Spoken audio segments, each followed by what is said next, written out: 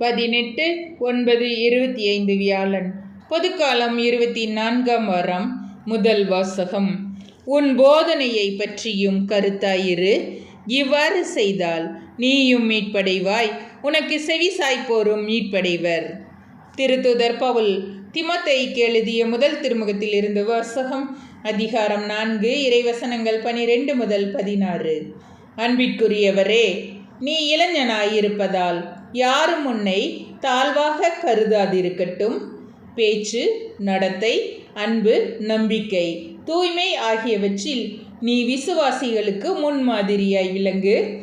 நான் வரும் வரை விசுவாசிகளுக்கு மறைநூலை படித்து காட்டுவதிலும் அறிவுரை வழங்குவதிலும் கற்பிப்பதிலும் கவனம் செலுத்து.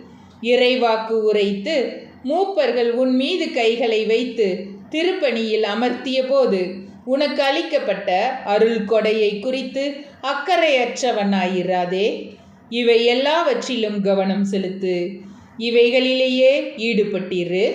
அப்பொழுது நீ அடைந்துள்ள வளர்ச்சி எல்லோருக்கும் தெளிவாகும். உன்னை பற்றியும் உன் போதனையை பற்றியும் கருத்தாயிரு. அவைகளில் நிலைத்திரு. இவ்வாறு செய்தால் நீயும் மீட்படைவாய், உனக்கு செவி சாய்ப்போரும் மீட்படைவர். ஆண்டவரின் அருள் வாக்கு. இறைவா, உமக்கு நன்றி.